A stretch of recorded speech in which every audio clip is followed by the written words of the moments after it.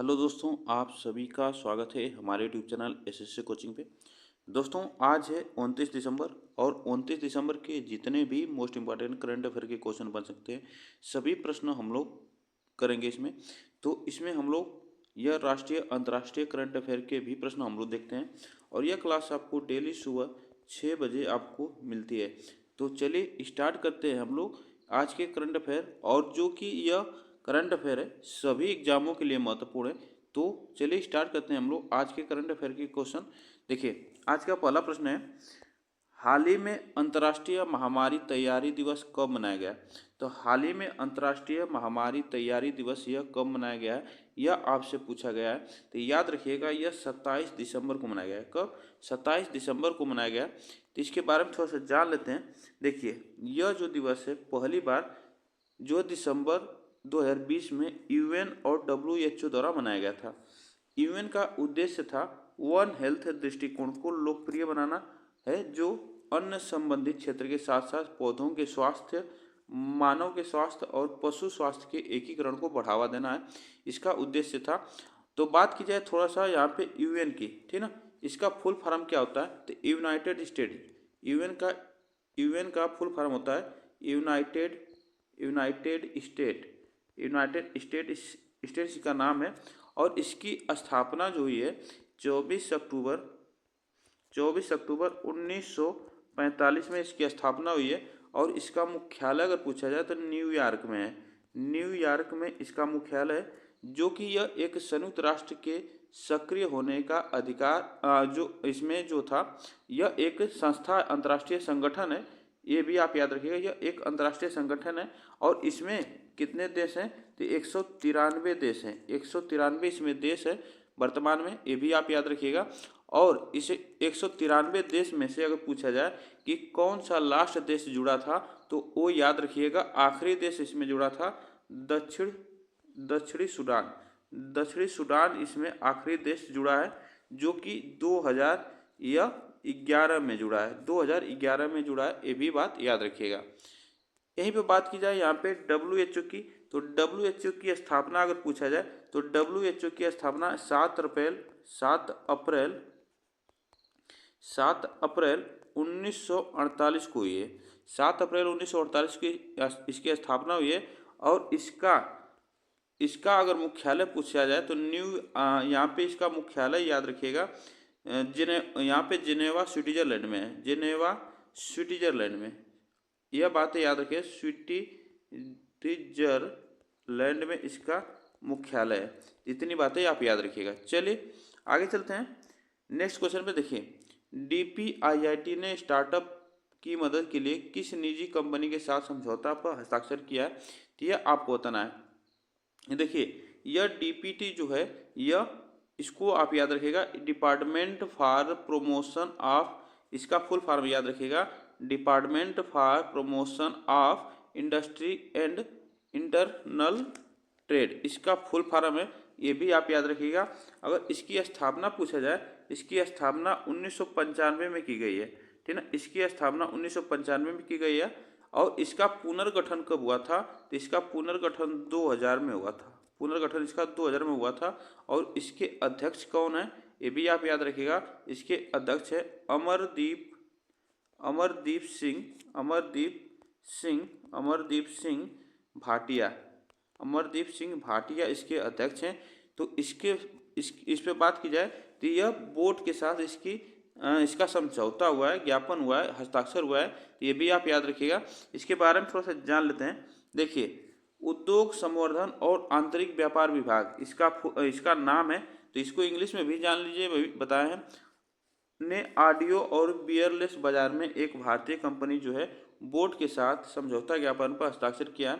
इस समझौते का उद्देश्य जो है नवाचार को प्रोत्साहन देना। और D2C अगर पूछा जाए, D2C क्या है? तो यह डायरेक्ट टू कस्टमर, मतलब इसे सीधे जो प्रोडक्ट होगा वो डायरेक्ट टू सीधे कस्टमर के सीधे उपभोक्ता तक यह पहुंचाया जाएगा।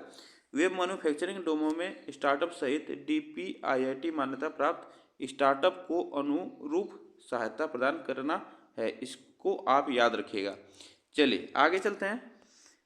राष्ट्रीय परीक्षण और अंशशोधक प्रयोगशाला प्रत्यायन बोर्ड जो है का अध्यक्ष किसे नियुक्त किया गया है, तो यह आपको बताना है। इसमें आपको बताना है ये कहाँ पे इसकी, देखिए NABL जो है राष्ट्रीय परीक्षण और अंशशोधक प्रयोगशाला है। इसकी अगर बात की जाए तो इसकी स्थापना जो हुई है 1988 में इसकी स्थापना हुई है, और इसका मुख्यालय पूछा जाए तो गुरुग्राम में है। कहाँ पे? गुरुग्राम में इसका मुख्यालय है, गुरुग्राम में इसका मुख्यालय है। इतनी बात याद रखिएगा। और इसके अध्यक्ष जो बने हैं वह डॉक्टर संदीप शाह बने हैं। चलिए इसके बारे में थोड़ा सा जान लेते हैं। देखिए, प्रख्यात चिकित्सा पेशेवर और दूरदर्शी नेता जो है डॉक्टर संदीप शाह को भारतीय गुणवत्ता परिषद QIC के एक घटक बोर्ड राष्ट्रीय परीक्षण और अंशशोधक प्रयोगशाला प्रत्यायन बोर्ड का अध्यक्ष नियुक्त किया है। बात बता दें कि डॉक्टर शाह इस पद पर प्रो सुब्बाना अय्यप्पन की जगह लेंगे। इतनी बात आप याद रखिएगा। चलिए आगे चलते हैं। देखिए, विश्वविख्यात सूफी संत ख्वाजा मोइनुद्दीन हसन चिश्ती का 813वां उर्स कहाँ आयोजित किया जाएगा, तो यह आपको बताना है। यह 813वां उर्स कहाँ पर आयोजित किया जाएगा, तो यह है अजमेर शरीफ जो है, यह यहाँ का इस सूफी संत जो है यहाँ के, इनका नाम है, इस मज़ार पे यह आयोजित किया जाएगा। ठीक ना, तो ये इतनी बातें याद रखिएगा। देखिए, यह बात की जाए ये कहाँ पे है, तो राजस्थान में। कहाँ पे? राजस्थान में है। और राजस्थान की राजधानी जयपुर है। राजस्थान की राजधानी जयपुर। और यहाँ के मुख्यमंत्री कौन है वर्तमान में, तो यह याद रखिएगा, भजन लाल शर्मा यहाँ के मुख्यमंत्री हैं। ये भी आप याद रखिएगा, भजन लाल शर्मा यहाँ के मुख्यमंत्री है। और यहाँ के राज्यपाल अगर पूछा जाए तो राज्यपाल याद रखिएगा हरिभाऊ बागड़े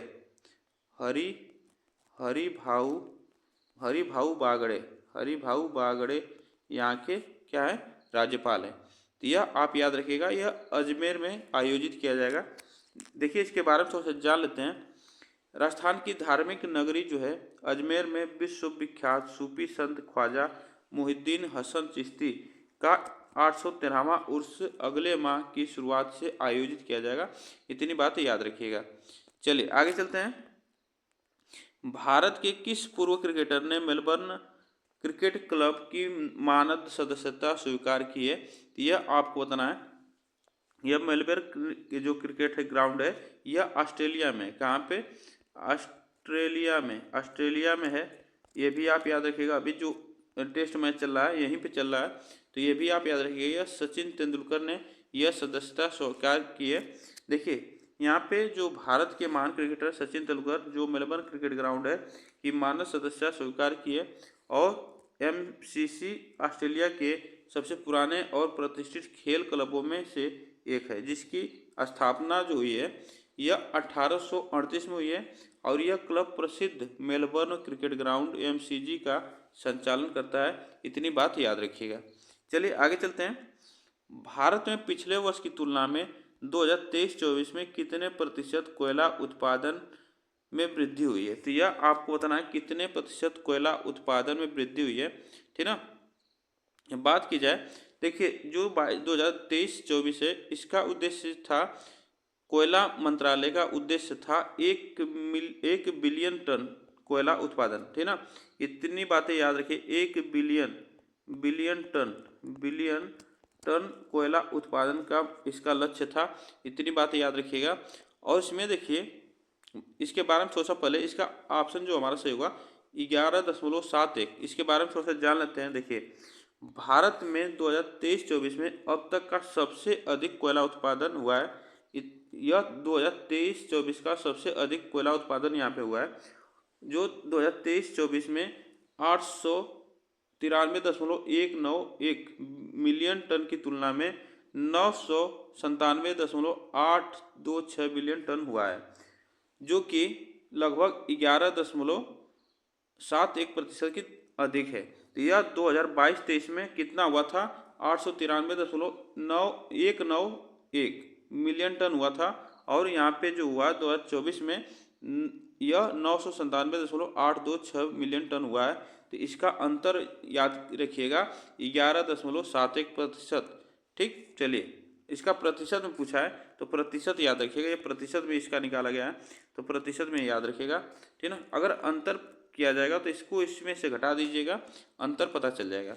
चलिए आगे चलते हैं। 67वीं राष्ट्रीय चैंपियनशिप में पुरुषों की 25 मीटर रैपिड फायर पिस्टल स्पर्धा में किसने गोल्ड मेडल जीता है? तो यह 25 मीटर में आपको बताना है यह कहाँ पे आयोजित की जा रही है, ये भी आप याद रखिएगा। तो इसको आपको बताना है यह कहाँ पे आयोजित की जा रही है, तो याद रखिएगा यह कहाँ पे, तो भोपाल में आयोजित की जा रही है, भोपाल में, ठीक ना, भोपाल में इसको आयोजित किया जा रहा है, भोपाल में, एक मिनट, इसको भोपाल में आयोजित किया जा रहा है। इसमें कौन जीते हैं गोल्ड मेडल, तो ये भी आप याद आपको बताना है, तो यह आपको बताना है। देखिए यहाँ पे जो जीते हैं वह कौन है, तो विजय वीर सिद्धू है, जो कि 68वीं राष्ट्रीय चैंपियनशिप में 25 मीटर रैपिड फायर पिस्टल स्पर्धा में गोल्ड मेडल जीता है। वहीं इस प्रतियोगिता में गुरप्रीत सिंह ने रजत पदक और शिवम शुक्ला ने कांस्य पदक जीता है। तो इतनी बातें याद रखिएगा। एक बात और यहाँ पे प्रश्न बन सकता है कि कुशाग्र सिंह राजावत जो है कि कुशाग्र सिंह राजावत जो कि यह राजस्थान के रहने वाले हैं, ये भी आप याद रखिएगा। राजावत जो है यह राजस्थान के रहने वाले हैं, जो कि यह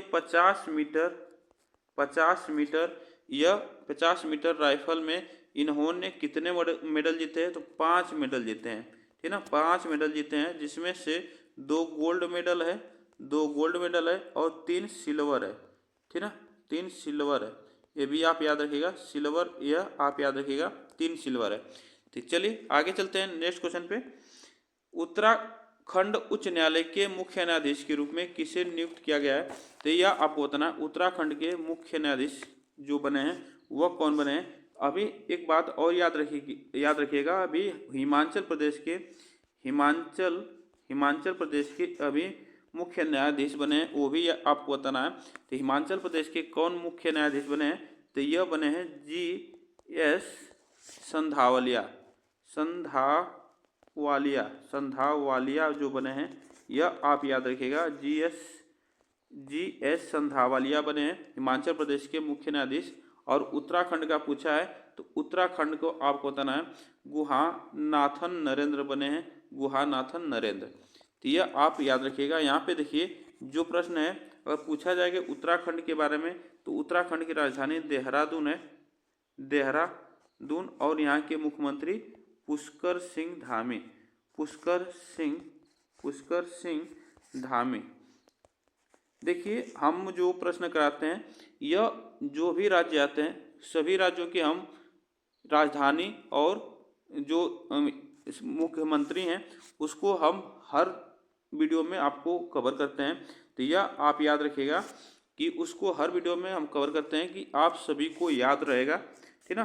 चलिए, किंग कप इंटरनेशनल ओपन 2024 का आयोजन कहाँ किया जाएगा, तो यह आपको बताना है किंग कप इंटरनेशनल यह कहाँ पे आयोजित किया जाएगा। तो याद रखिएगा यह आयोजित किया जाएगा चीन में, ठीक ना, चीन में आयोजित किया जाएगा। और ये इसकी राजधानी बीजिंग है, कहाँ पे, बीजिंग इसकी राजधानी। और यहाँ के राष्ट्रपति कौन है, तो शी जिनपिंग है, शी जिनपिंग यहाँ के राष्ट्रपति हैं, इतनी बात याद रखिएगा। और यह शेनझेंग में इसको आयोजित किया जाएगा, शेनझेंग में, ठीक ना, शेनझेंग में आयोजित किया जाएगा। कहाँ पे, तो पीपुल्स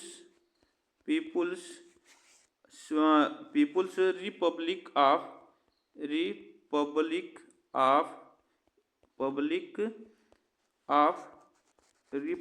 ऑफ चाइना के शेनझेंग में इसको आयोजित किया जाएगा। तो इतनी बातें याद रखिएगा। चलिए आगे चलते हैं। भारतीय बीज सहकारी समिति लिमिटेड की समीक्षा बैठक की अध्यक्षता किसने की है, तो देखिए यह अध्यक्षता कहाँ पे हुई है, तो ये भी आप याद रखिएगा, नई दिल्ली में इसकी अध्यक्षता हुई है, नई दिल्ली में, ठीक ना, नई दिल्ली में इसकी अध्यक्षता की गई है। और केंद्रीय सहकारी जो राज्य मंत्री हैं, केंद्रीय सहकारी राज्य मंत्री, वो भी इनका नाम याद रखिएगा, इसमें ये लोग थे इस अध्यक्षता में, तो वह कृष्णपाल यहाँ पे हैं, कृष्णपाल और मुरलीधर मोहल, मुरलीधर मुरलीधर मुरलीधर मुरलीधर मोहोल यह जो है केंद्रीय और राज्य मंत्री हैं लोग, तो इनको आप याद रखिएगा। और इसकी अध्यक्षता अमित शाह जो कि गृह मंत्री हैं, इन्होंने इसकी अध्यक्षता की है। चलिए आगे चलते हैं। हाल ही में दिव्यांग क्रिकेट चैंपियन ट्रॉफी कहाँ आयोजित की जाएगी? तो हाल ही में दिव्यांग क्रिकेट जो चैंपियन ट्रॉफी है यह कहाँ पे आयोजित की जाएगी? तो श्रीलंका के कोलंबो में इसकी राजधानी कोलंबो यहाँ पे होगा, तो कोलंबो में इसको आयोजित किया जाएगा। और श्रीलंका के पूछा जाएगा कि यहाँ की जो पीएम है वह कौन है? तो हरिनी अमर सूर्या है। हरिनी अमर सूर्या यहाँ के महिला प्रधानमंत्री हैं। और यहाँ के राष्ट्रपति जो है अनुरा कुमारा दिसानायक हैं, यहाँ के राष्ट्रपति हैं। इतनी बातें आप याद रखिएगा, यहाँ से प्रश्न बन सकता है, ठीक ना। और यहीं पे बात की जाए जो कि DCE है, जो DCC के जो महासचिव हैं वह कौन है? जो DCC के महासचिव आप याद रखिएगा वह रवि चौहान है। कौन है? रवि चौहान। इसका फुल फॉर्म पूछा जाएगा, इसका फुल फॉर्म याद रखिएगा, differentially abled cricket council of India, इसका फुल फॉर्म है। तो इतनी बातें याद रखिएगा, यह श्रीलंका में आयोजित किया जाएगा। चलिए आगे चलते हैं। हाल ही में कहाँ 20वां सुनामी स्मृति दिवस मनाया गया? तो 20वां सुनामी स्मृति दिवस मनाया गया, तो यह याद रखिएगा पुद्दुचेरी में। कहाँ पे? पुद्दुचेरी में 20वां सुनामी स्मृति दिवस मनाया गया। इतनी बातें याद रखिएगा। आज के लिए बस हम लोग इतने ही प्रश्न करेंगे। आप लोग बताइएगा ये प्रश्न कैसे लगे। वीडियो को एक बार लाइक शेयर जरूर कर दीजिएगा। चैनल को सब्सक्राइब कर लीजिए, जिससे कि आपको डेली का करंट अफेयर यहाँ पे मिलता रहेगा। तब तक के लिए थैंक यू सो मच आप सभी को।